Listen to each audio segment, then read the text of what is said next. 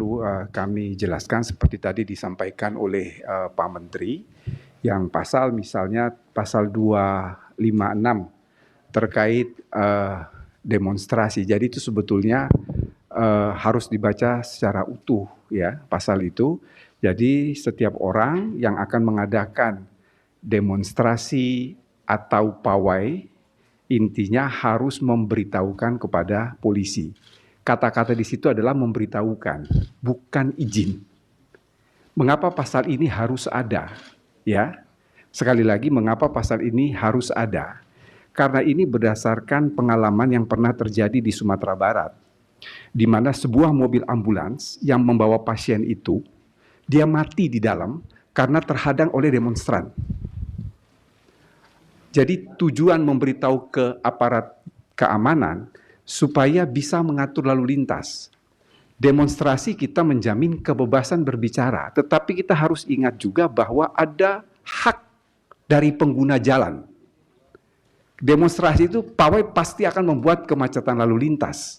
Mengapa harus diberitahukan kepada pihak yang berwajib? Tugas pihak yang berwajib itu bukan melarang dilakukan demonstrasi, tetapi pihak berwajib itu dalam hal ini adalah polisi untuk mengatur lalu lintas supaya hak pengguna jalan lain itu tidak dilanggar.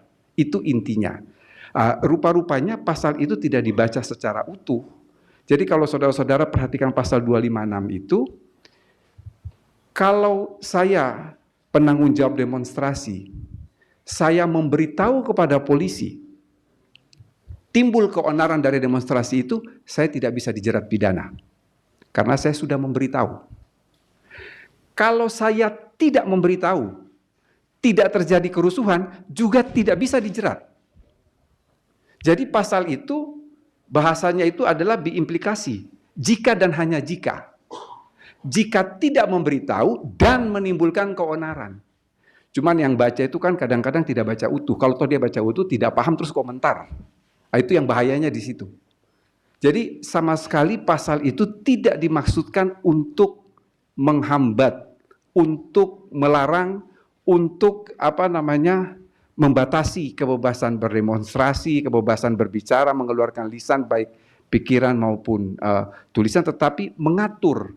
Mengatur itu sama sekali tidak melarang, tapi memberitahu. Itu adalah esensinya mengapa tidak menggunakan meminta izin tapi memberitahu. Jadi cukup yang akan bertanggung jawab atas pawai atau demonstrasi, memberitahukan kepada pihak yang berwajib, itu sudah selesai.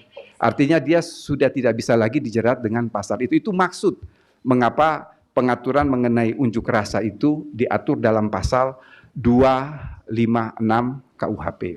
Itu yang pertama.